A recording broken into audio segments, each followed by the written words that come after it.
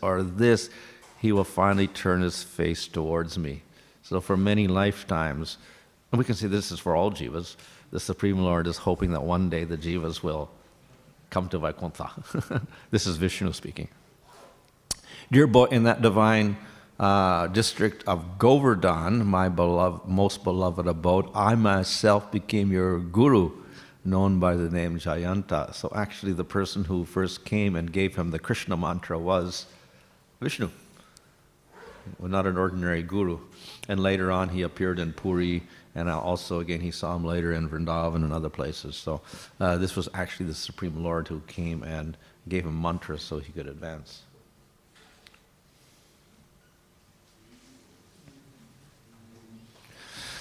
So Gopakumar stayed in Vrindavan, and it was full of all sorts of opulence or wealth and powers, etc.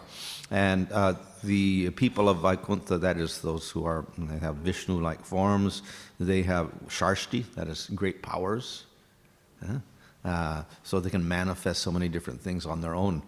But Gopakumar was not attracted to that. He tried to avoid everyone. He didn't like this grandeur of the place. Rather, he preferred to be like a cowherd boy.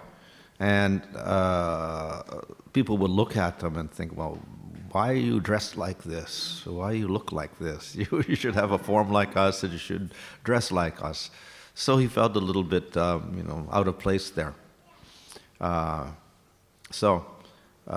Nevertheless, he persevered and he refused to do anything about that. He was completely indifferent to that type of wealth. And they would chastise him. You can't address the Lord informally and call him Gopal and run to him and try to embrace him. Don't do kirtan like this. It's too informal. You just recite the standard prayers that everybody else recites and chant the Vedas and things like this. So he was felt a little restricted by all this chastisement. So Gopakumar, of course, understood this was Supreme Lord, but wasn't the same. It wasn't Krishna, so there was some dissatisfaction there. But at the same time, the Vishnu was very, very merciful, and he allowed Gopakumar to, act like a cowherd boy and play around and etc. like that, as if he were in Goloka. And they would have pastimes like that sometime. Even the Lord would assume a form like Krishna sometimes. So therefore, this place blocked his love, the love he had for Krishna. So he felt uncomfortable there.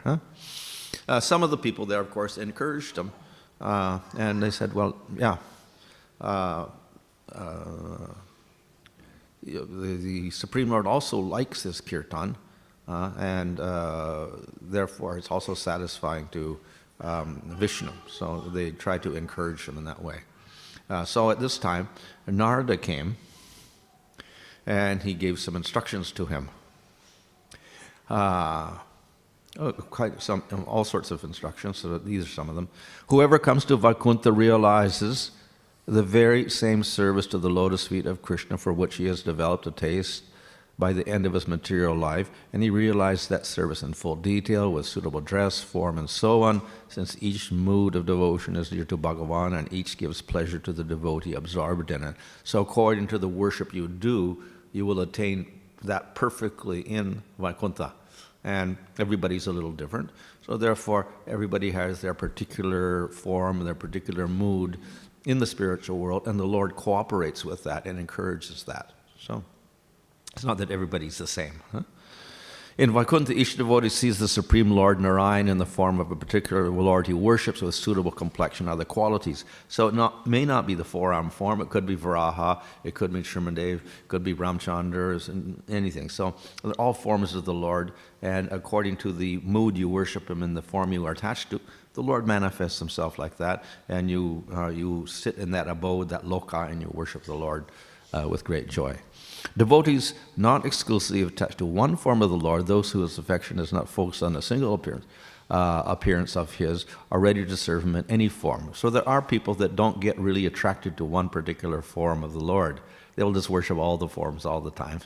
And even in the spiritual world, they're like that. They don't particularly stay in one place. They just wander around everywhere.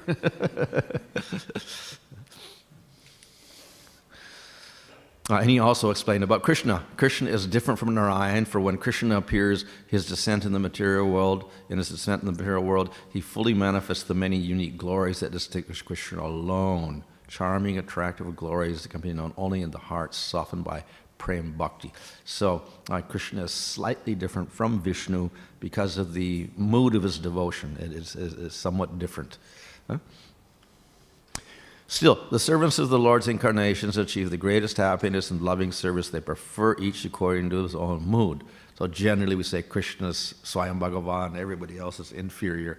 So therefore we may look down on other devotees, but we should not do that because each devotee is perfect in whichever form of the Lord he has attained his perfection with. So Hanuman worships Rama, and he's a perfect devotee. From one point of view we say, okay, Madhurya Rasa with Krishna is better, but nevertheless, we have to respect all these different relationships and the different devotees and the different forms of the Lord. According to the way one worships, the Lord awards different results. One who thus reaches the goal he has pursued never feels discontent. So therefore, when the devotee achieves what he has been striving for many lifetimes, he never feels disappointment and wants to change his relationship and go somewhere else and go to another planet of the Lord and develop a different rasa. He's very completely content with his own realization and experience. Huh?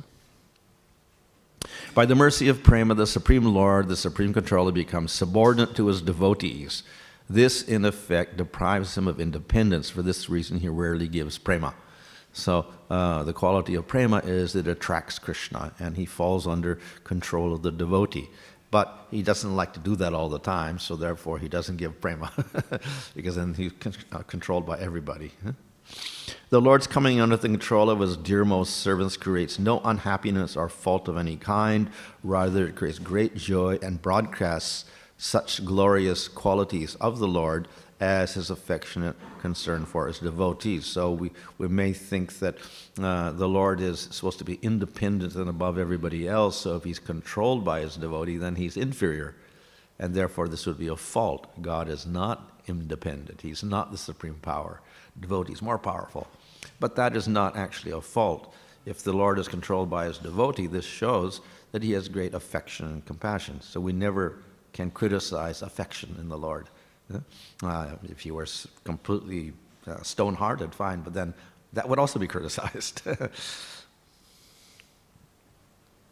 And he describes the relationship with Krishna, the highest type of mood, that is Mahabhava. In Prem Bhakti, sometimes a unique treasure appears, Mahabhava, the highest stage of ecstasy, discerning itself as the highest object. It dances exuberantly at the height of the greatest wealth of intense joy. So this is the most blissful experience, that Mahabhava, but it's also very, very rare. Yet the peculiar nature of Mahabhava is that outwardly it shows the signs of terrible distress, sorrow, and pain.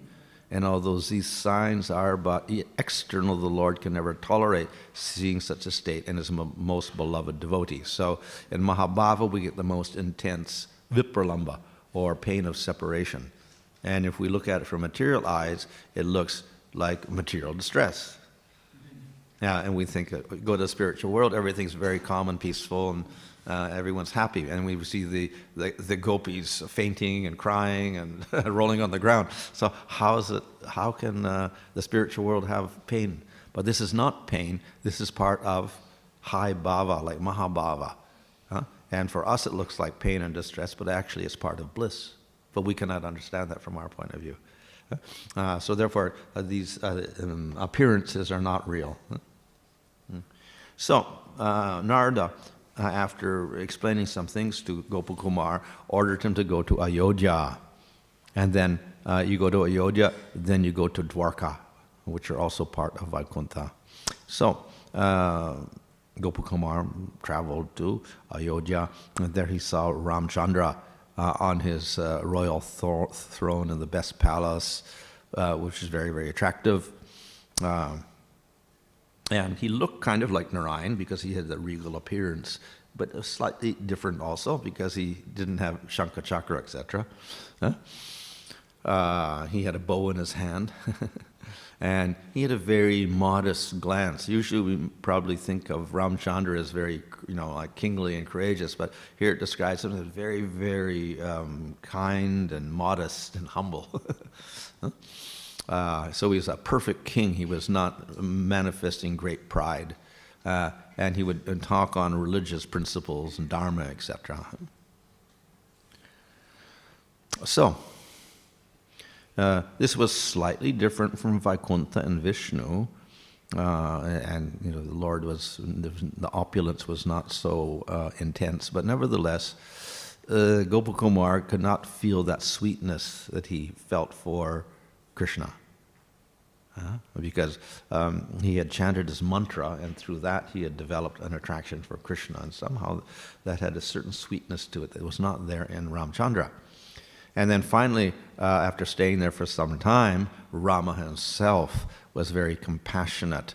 And of course, he knew Gopakumar's heart. So he says, you go to Dwarka and be happy, because there you'll see Krishna. So he ordered him to go there, and he sent off his bears, chief of the bears, with him to take him to Dwarka. Oops. And then...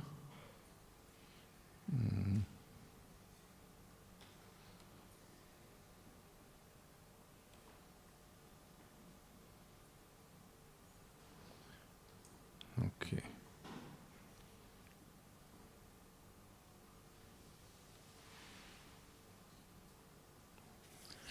Okay. So finally he goes to Dwarka. So Krishna is in Dwarka, and because it is Krishna, there was some satisfaction there for Gopakumar. So he, though Krishna leaves Vrindavan and goes to Mathura, then he goes to Dwarka, and he's a little older there, he never really ages, so he is youthful still, very, very young. And he has a rather intimate relationship with his followers there, more intimate than in Vaikuntha. So Krishna saw Gopakumar, and he says, is all well with you? Is your health good? I hope the place you came from is free from misfortune. And but then Krishna, when he said that, then he became a little disturbed because he thought of Vrindavan. Because Gopakumar was not dressed like the Yadus. He was dressed like a cowherd boy. So then Krishna got a little disturbed because he could understand, he was thinking of Vrindavan again. And Uddhava had to calm him down because he was getting disturbed. So the Yadava spoke to him, dear friend, you have come to this place which is more full in supreme splendor than even Vaikuntha, and you are now our companion. We think it hardly fitting that you continue to dress like a miserable forest dweller. So again, just as in Vaikuntha, they were thinking of Gopakumar as a little strange. Even in Dwarka, the same thing took place. There's a cowherd boy here, and they were all dressed finely and wonderful clothes, etc. We see that when the Brajavasis went to Kurukshetra, then Krishna offered to take them to Dwarka, but then they refused. So it's something like this, where they get there, then everyone's going to look at them a little peculiar. So they said, no, we're not going to go there. So Gopakumar felt a little bit out of place there, even in Dwarka, even though it was Krishna, because the people there were a little bit different.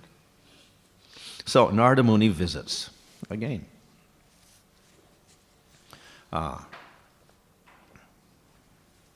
And he began to give a little bit of explanation about his own identity, because Gopakumar was a little surprised. Narada Muni keeps appearing all sorts of places.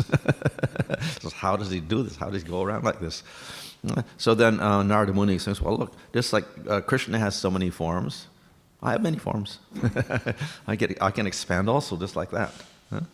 All the Lord's personal associates are at his hand like playthings. They are always fully dedicated to his service. Each assumes a variety of forms, yet stays essentially one, just like the Lord himself. So not only the Lord can expand himself, he can also make the devotees expand in different ways. So then Narada Muni goes different places at the will of the Lord.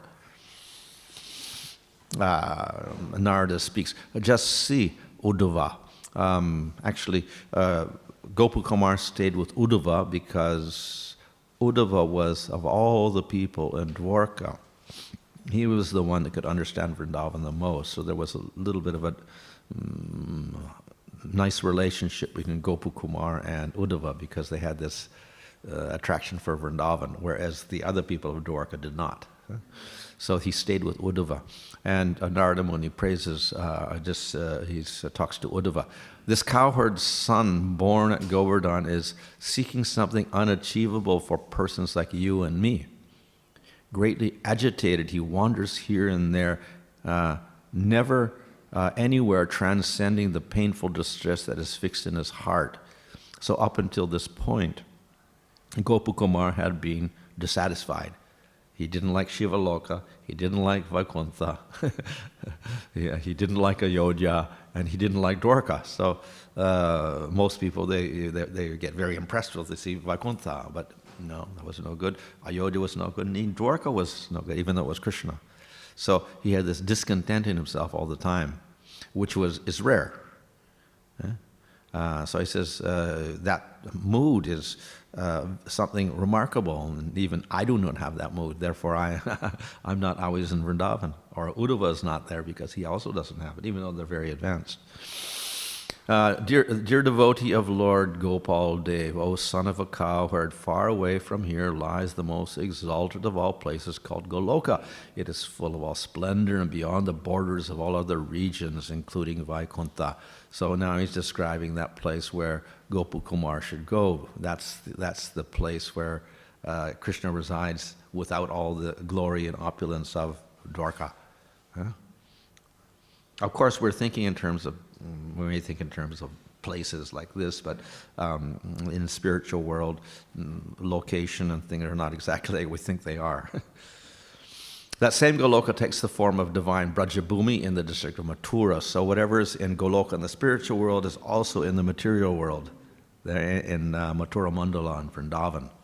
That abode can be reached only through the purest prema, similar to the prema of the residents of Raja. So either way, to enter into Vrindavan of the material world properly, or to enter into Goloka, you need that same mood, that same bhava. If you don't have that, you're not going to appreciate either of them. One can never achieve such prema for the Lord by concentrating on His supreme power, because in that mood one invariably feels fear and reverence. So the devotee who wants to go to Goloka, or even in Vrindavan in this material world, he has to give up this concept that we worship God with reverence. If he does, then he can't enter into that place. Of course, there are many powers in Vrindavan, just as there are powers in Vaikuntha. In the land of Raja, any tree with any of its parts can fulfill all the desires of anyone who asks, and we have desire trees there. Yet the Lord does not always display His powers in Raja, because that might obstruct the enjoyment of His pastime. So often the powers are hidden, and we don't see those powers manifested, even in the Lord or in the objects there. He spends a lot of time glorifying the special nature of Krishna in Vrindavan and the other associates there also. So one is the beauty of Krishna. No one can describe the glories of His beauty, but still I shall speak about them as far as I am able. His beauty amazes even Himself. Seeing Him, the cows, birds, bushes, creepers, and trees all become ecstatic.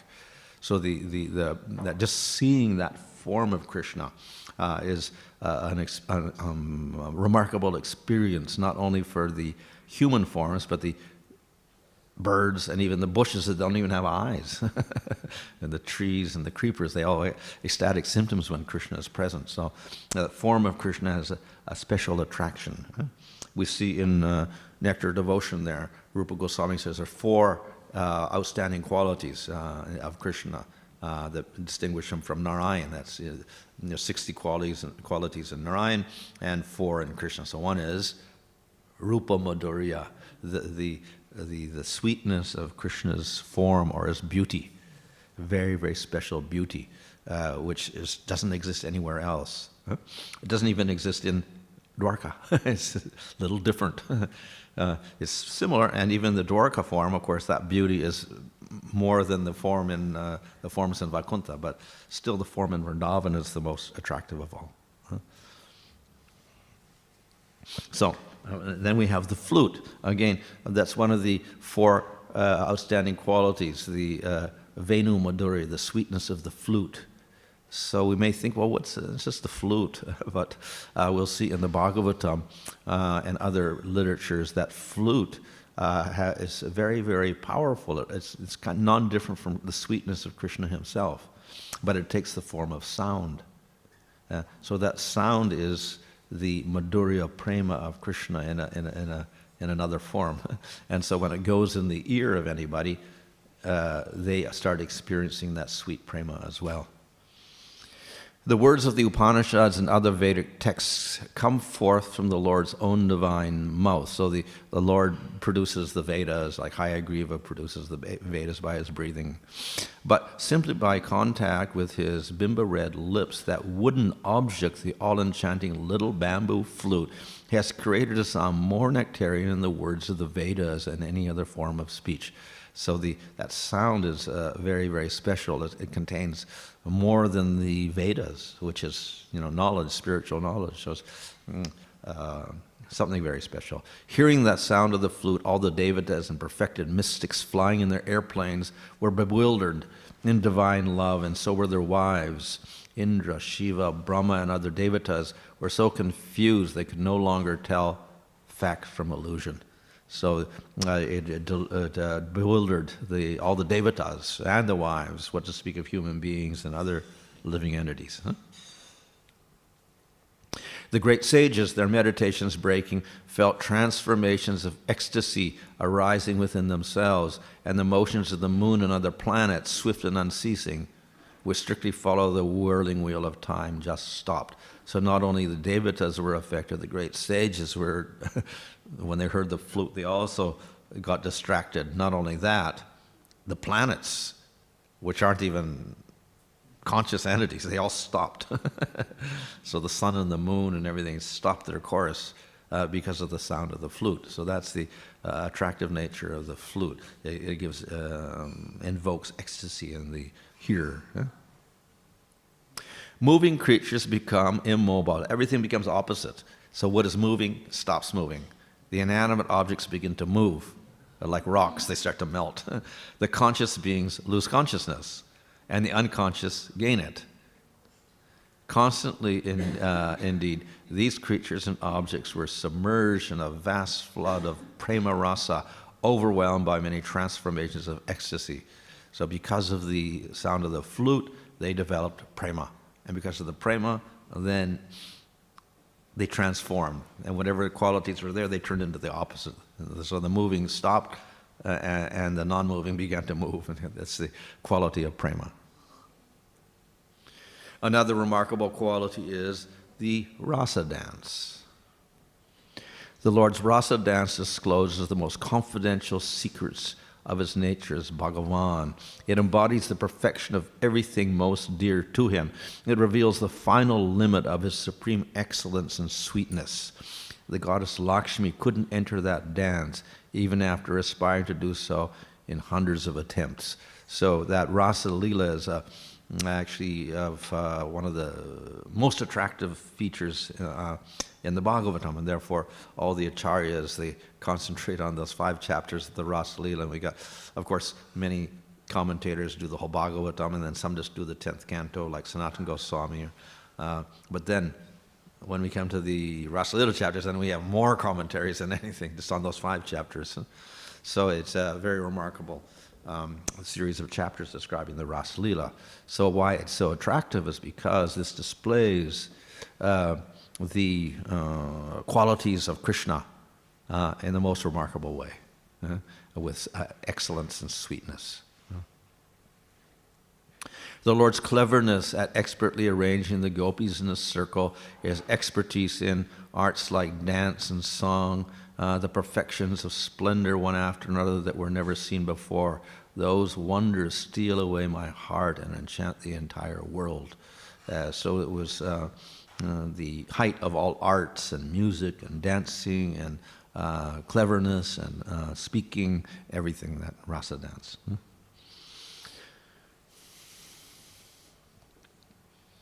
So, the love of the people of Vrindavan is another feature. Who can describe the Brajavasis' attachment to Krishna? In their pure love, they know the Lord only as the young son of Nanda, Gopa, and though fully blessed with their love, they spend their time in great distress. Out of separation, they feel distress. So the people of Vrindavan are very, very special. This is also one of the qualities, those four qualities. Krishna is the sweet form, he has a sweet flute, he has sweet pastimes like the Ras Lila, and he has sweet devotees. The devotees are very special. They don't think of Krishna as Supreme Lord. They think of the son of Nanda only, and their love is very, very intimate.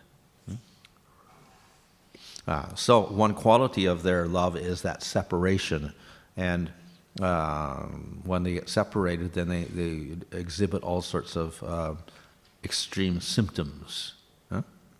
His behavior disappearing is suitable for giving the highest prem, the most secret object, which should be given to the people of Vraja, since by separation the highest prem manifests. So why does Krishna separate? In order to reveal that highest aspect of prema in separation.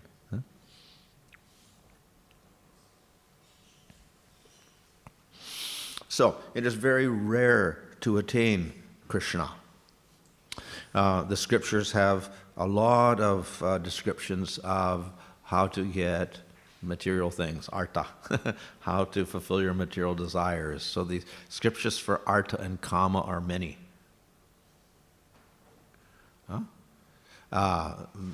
Dharma is got some restriction. So there's less scriptures on dharma. But artha, kama, many, many things written on that. So less on dharma. Scriptures on liberation, to get out of the material world, are less than even the Dharma scriptures. And scriptures on bhakti are less than the scriptures on liberation. And scriptures with bhakti for Krishna are even less. So therefore, it's a little bit difficult to find Krishna in the scriptures, the Vedic literature. So some people will ignore Krishna for that reason. Not so apparent. So, therefore, the idea of worshipping Krishna in Goloka is a little bit rare. We don't find so many direct words about it. And therefore, that bhakti for Krishna is difficult to perform. Okay. So, we have the Dharma scriptures. Below that we get Artha and Kama scriptures. Then we have Dharma scriptures. Then we have Jnana scriptures. Then we have Bhakti scriptures. And then we have Krishna scriptures. So, rare, but they're there. Even in the Vedas, we have different Vedas, and we have Chandogya Upanishad and Brihadaranyaka Upanishad talking about Tattvamasi, Aham Brahmasmi, and things like this. So where's Krishna there? There's of course, in the Chandogya Upanishad, there is a statement about the son of Vasudeva, I think it is, or Devakiputra. Devakiputra, I think it is. So it mentions a little bit about Krishna, but not so direct. But then we do have Upanishads. We have the Gopal Tapani Upanishad that directly is talking about Krishna and Radha and things like that. But you have to look for them. So Krishna scriptures are there even in the Vedas. And of course, Bhagavatam is all about Krishna, basically. It's ultimately leading to Krishna. But then not all people recognize Bhagavatam. They'll read other Puranas instead. So anyway, there's less scriptures about Krishna, and therefore it's rare that people take to this. So Narada Muni also glorifies the gopis as the highest devotees, and he simply uses the words of Uddhava and Akrura and Bhishma and the women of Hastinapur, who all glorify the gopis because of their great love for Krishna. So this is one unique feature also of Vrindavan. So how do we get to Vraja or to Goloka? You can't do it on your own endeavor. It is mercy, ultimately. You've got to get the right prema. How do we get that right prema? By mercy only. But the general technique is to follow after the people of Vraja. we have to develop a similar mood to the people of Vrindavan, like Nanda and Yasoda and the gopis and cowherd boys. Huh? Ultimately, it requires Krishna's mercy. Huh? How does that arise? Spontaneously, Krishna may give it. Huh? But we can get that mercy also if we gradually practice devotional service. Eventually, we start getting that mercy of Krishna. Huh?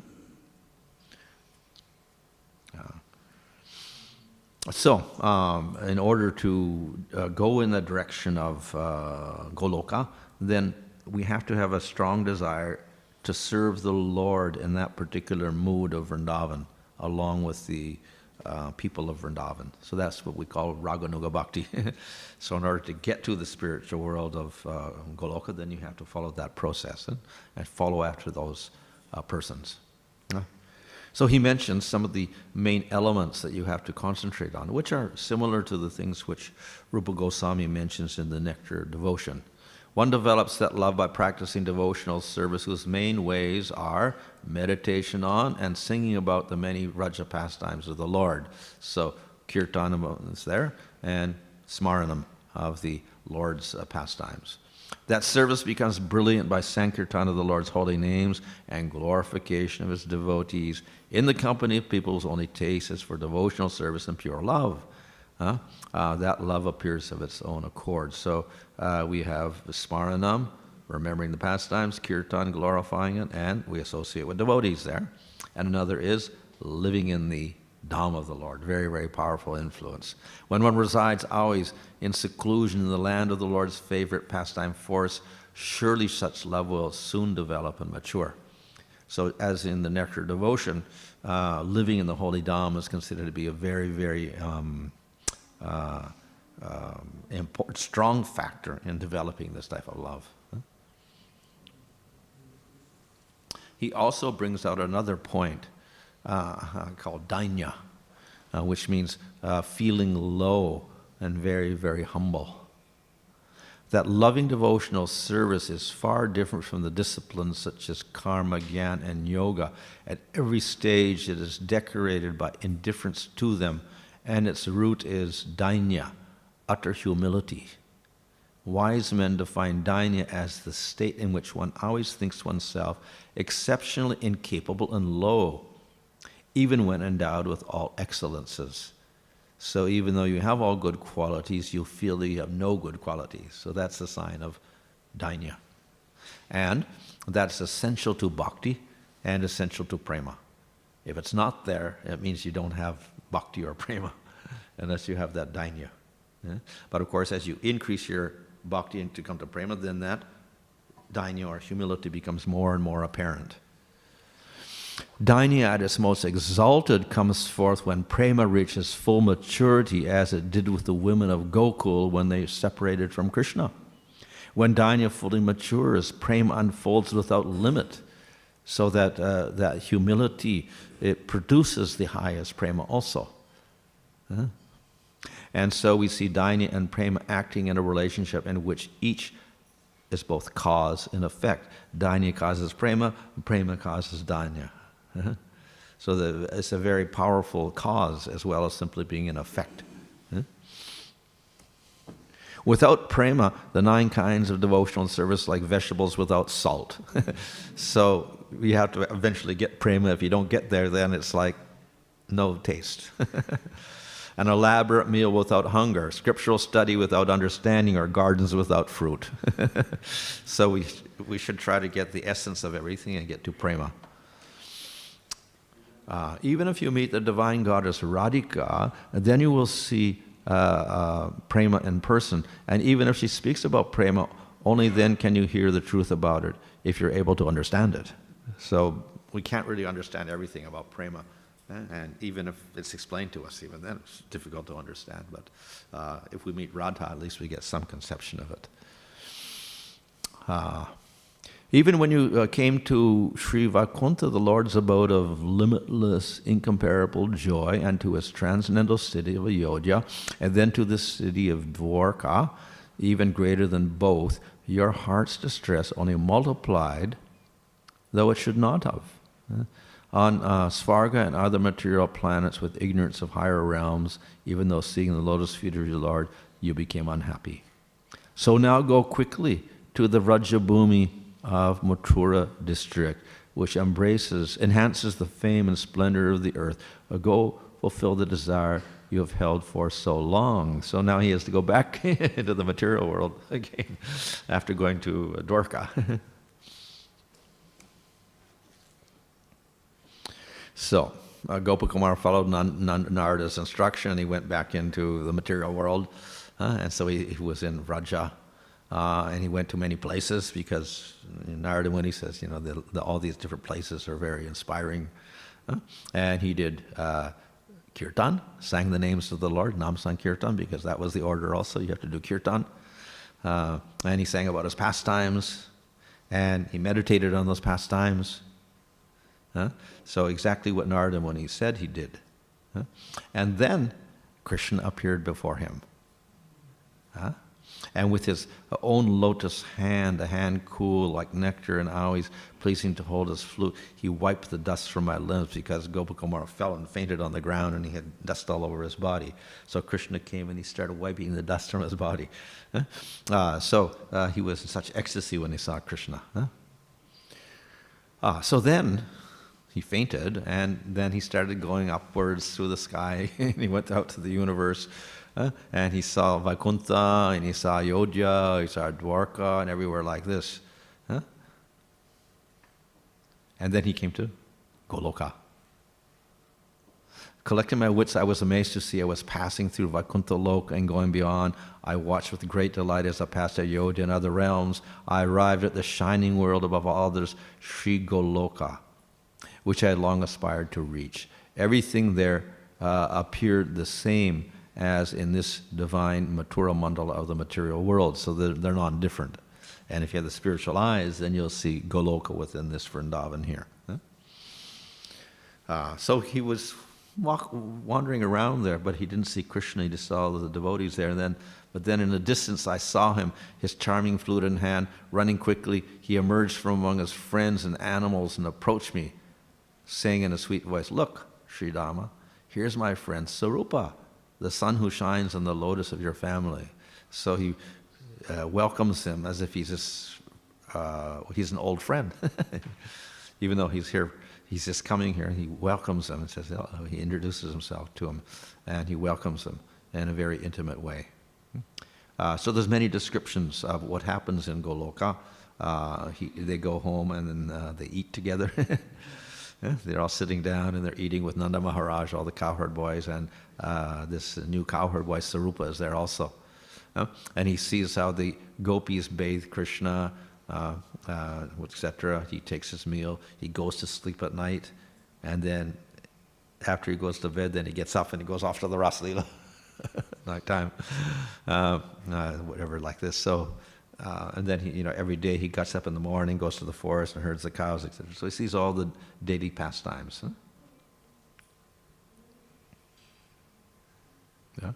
And everyone somehow gets the attention of Krishna. So they think they are the object of Krishna's affection.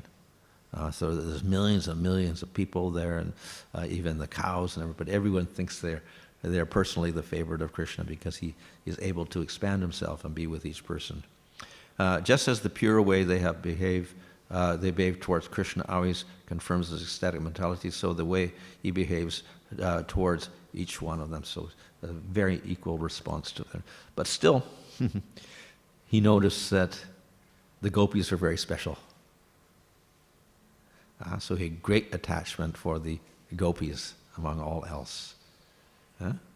And among the gopis, he had special attachment for Radharani. So though Krishna is attracted to everyone, still there's greater attraction until we get finally to Radha. All the gopis constantly experience the pleasure of Krishna's never-ending chain of pastimes suitable for the highest prema, yet none of the gopis ever imagined that she is the dearest. So they express dainya, that they are the most fallen. Each of them thinks, oh, when will I be fortunate enough to become even the lowest maidservant of Krishna? They're on the highest stage, but they're thinking they're on the lowest stage. So they have the highest dainya, or humility. Though the inhabitants of Vaikuntha are never satiated with their bliss in worshipping the lotus feet of the Lord, since that is the nature of bhakti, they are different from the inhabitants of Goloka, since they think the great mercy of the Lord, who possesses the highest Shakti, exists equally for all of them, and that each one receives that mercy. So in Vaikuntha, it's more or less equality of everybody. They all get the same mercy. But in Goloka, it's a little bit different because there's these different intensities of love. He also saw the pastimes, which are on earth, repeated there, like the taming of Kaliya. It happened repeatedly. But each time it happened, it was the first time. Nobody remembered. So it was unique each time it happened. Huh? If any Vrajavasis ever remembered that suffering, they would bitterly lament and cry out in fear, what a horrible, unheard of thing I saw in my dream. So they may see Krishna on top of Kali, or Krishna in the coils of Kaliya, and they may give an uncomfortable feeling or whatever like that. But they take it all as a dream eventually, and then they forget it. And then they have a new experience later on. And even Krishna gets taken away to Mathura. But then somehow he ends up back there again. And then he goes away again. But they don't see it as a repetitive thing. It's a first time, it's a experience each time it happens. And in each happening, the love increases. The separation increases their love.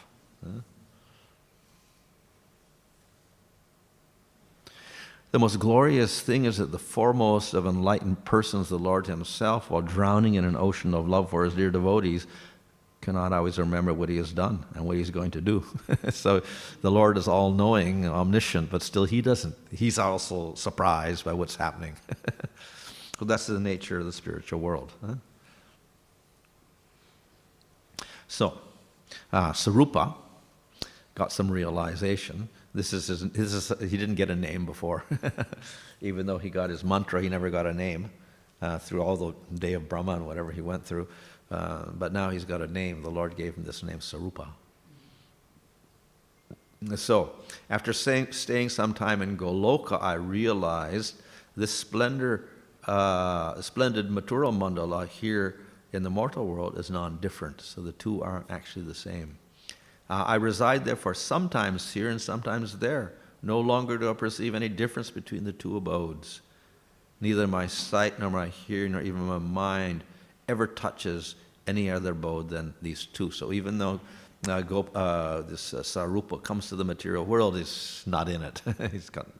Doesn't see anything in the material world. All he sees is that Mathura Mandala area. And then he goes back to Goloka. So, in the last chapter, we see that Radha gave an order to Sarupa. Sarupa, a brahmana from Mathura, who is my devotee, is coming to my grove. Go there alone the first thing today, enlighten him with good instructions, console him, and help him quickly attain Krishna's grace. So we had the story at the very beginning of this brahmana from Assam, and he was worshipping Kamakya Devi, form of Durga Devi, and he got the mantra, and he started wandering around, and then eventually he came to Vrindavan, and then he met Gopakumar, and then Gopakumar started telling his whole story to him. So this is leading up to the meeting. Radha's telling Sarupa, who was Gopakumar, you go to the forest because this brahmana is coming there, and you have to meet him and give him some mercy. On her instruction, so though actually he was supposed to go out with the cowherd boys that day, but then Radha gave him instructions, so he forgot about that, and he's following Radha's instruction. I swiftly came here, overjoyed, without even a thought about missing the enjoyment of Krishna's company. So he was very enthusiastic to follow Radha's order. When Sarupa saw the brahmana, even after spoken to in this way, had not awakened the treasure of pure love, Sarupa put his hand on the Brahman's head. So he told everything to the Brahmana, the whole story, but the Brahmana was still not at the right level. So he put his hand on his head, and by the mercy of Sarup, somehow then everything got revealed in whatever he had told him, it got revealed in the Brahmana's heart, and he could realize, his real goal. So he gave him some special mercy that way. And so after he got that blessing of Sarupa, then Krishna appeared. Gopal, the cowherd boy, and he was darkly beautiful, great effulgence, and the Lord ran towards both of them, that Brahmana and Sarupa. And then he fainted and fell on top of them. He was embracing them with his long arms. By your mercy, my heart is attracted to you. I've always looked towards the path by which you would come. So he's telling this Brahmana, I've been looking after you a long time and waiting for you to come here. So he saw that Brahmana, and then Krishna was a little bit disturbed. So then he started taking off his ornaments and decorating the Brahmana with his ornaments so he would look like everybody else. So he gave his ornaments to that Brahmana. And then they went out for pastimes, like in the cowherd boy pastimes. We see Sarupa didn't get Madhurya Rasa. He got Sakya Rasa. So he was, even though he was chanting this mantra of which we usually think is Gopijana Vallabha for Madhurya Rasa, he ended up with Sakya Rasa. And he was very satisfied with that. And then we see that this Brahmana also is getting into Sakya Rasa because he's going with the cowherd boys and everything like that. Krishna rests a while on an excellent bed made of new soft leaves, sprouts, and flowers. The body with his dear friend Sridama provides a comfortable pillow, and countless friends serve Krishna by expertly reciting prayers, singing sweetly, fanning him, dressing his hair, and massaging his lotus feet and hands. And then that's when they're out in the forest. And then in the evening, Krishna, the giver of joy to all of Vraja, left the newcomer Brahmana, whose new name is Janasharma, in the hands of Sarupa, and as before took pleasure in entering the cowherd village. So he is under the protection of Sarupa at this point. So in this way, the Brahmana met Sarupa. Sarupa gave him mercy on Radharani's order. And we realized at the beginning that Brahmana got his mantra from Kamakya deity, who is an expansion of Radha. So that's how the connection is. Why Durga Devi? Because she's acting under the instructions of Radharani. And due to her mercy, he became a cowherd boy, like Sarupa. So, therefore, the whole question arose because Parikshit's mother asked about what's the possession of the people of Vraja, and she mentioned all these different types of devotees like Bharat Maharaj and Ambarish and the Pandavas and Uddhava, etc. So then, what about the Vrajavasis, the people of Vrindavan? So the answer is that they're actually the highest. And among the highest ones we have the gopis, and among the gopis then there is Radharani. So they're actually the highest devotees of all. So he encourages his mother, dear mother, please try to reach Sri Goloka, the deep ocean where the flood of all transcendental bliss finds its ultimate limit. Just by going there, you will eternally relish all sorts of of most sweet loving exchanges with that same Supreme Lord. Only a rare person achieves perfection when he has obtained full mercy from the Lord's dear devotees. O Mother, please therefore gather dust from the feet of devotees who have exclusive love for the lotus feet of the Lord. So he encourages his mother to worship Krishna in Vrindavan and attain Goloka.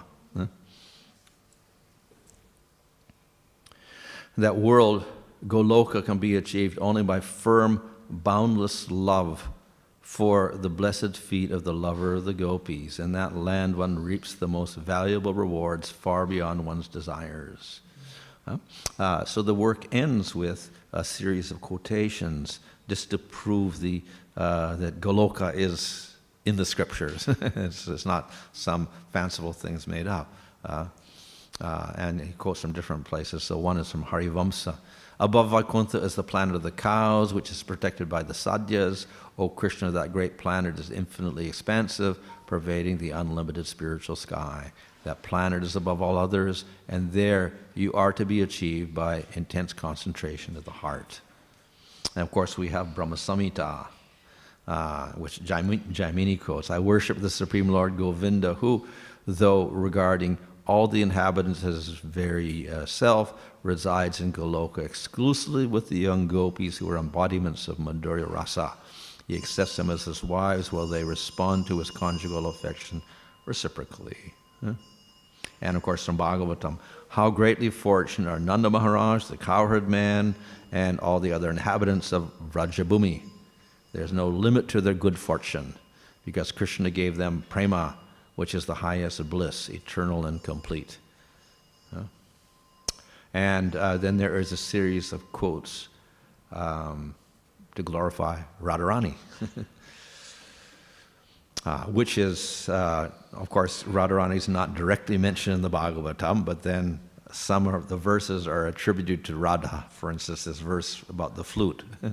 My dear gopis, what auspicious activities must the flute perform to enjoy the nectar of Damodar's lips independently and leave only a taste for us gopis, for whom that nectar is actually meant. So this is a little bit of envy expressed for the flute, and it's taken to be Radharani.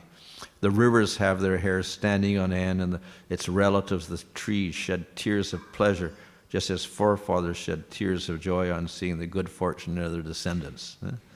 And then, of course, at the end we have a summary in the Bhagavatam also of Krishna's pastimes, Jayati Janani Vaso, that particular verse. So that's quoted here at the end of the work.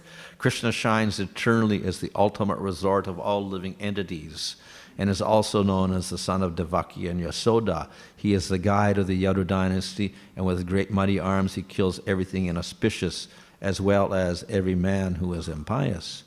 By his presence he destroys all things inauspicious for all living entities, moving and inert. His blissful, smiling face always increases the desires of the gopis of Vrindavan and the women of Dwarka. So then we have the outer story. It was Parikshit and his mother. Then we have Janamajaya and Jaimini speaking. So then Janamajaya says, I'm all successful for you, O Lord, O spiritual master, of giving me the opportunity to relish the secret glories of Goloka. And Jaimini answers, my dear boy, what you say is true. Anyone who hears or chants or meditates upon this narrative with devotion will achieve the abode of the Supreme, that is Goloka. Okay, that finishes it. Okay, it can be questions, or they have to clean up here or something. How does Lord Shiva, who's in charge of motive, destroys the false ego mechanism? Shiva? Yes.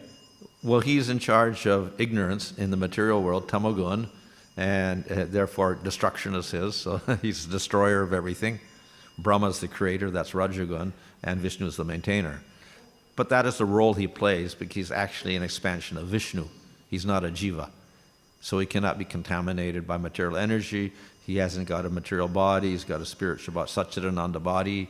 He has special powers that jivas don't have, so he's not in the same category.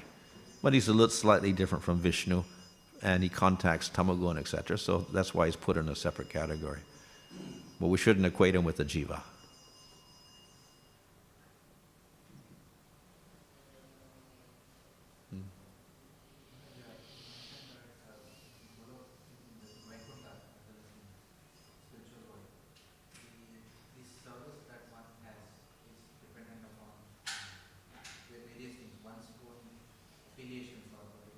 Yeah. Now, when Srila Prabhupada created ISKCON, we find that a lot of services such as book distribution or preaching, now these are not services that may be required in spiritual world because everyone is realizing.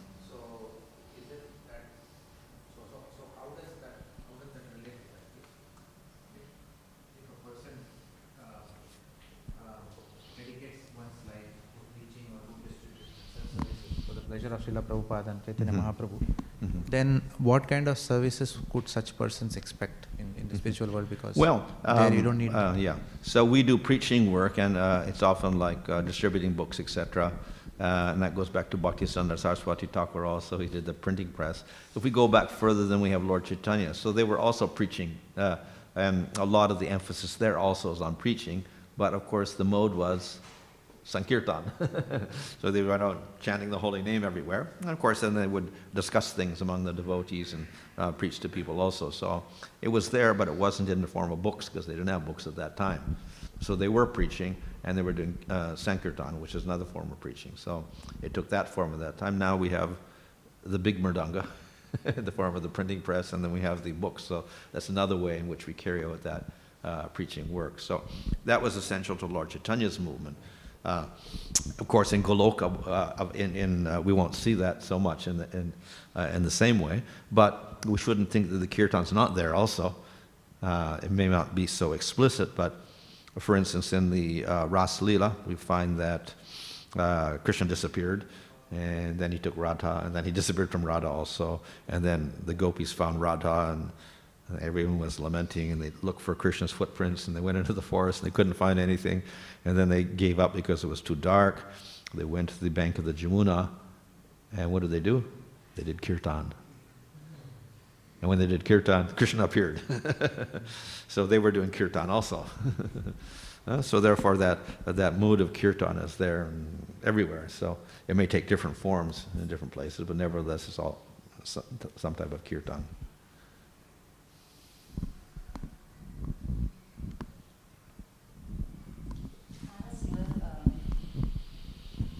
In the slides it was written that whenever someone is in the Vaikuntha planets, they are completely satisfied with the form of the Lord that they see, and the Lord reciprocates according to that person's desire, and therefore they feel fully satisfied. But in terms of Gopakumar, we see that even though when he was in Vaikuntha or he was in Ayodhya, he was not feeling satisfied, and like Vishnu or Ram had to keep pushing him further towards Golok Vrindavan. So how do we understand that? That's because he became attracted to Krishna.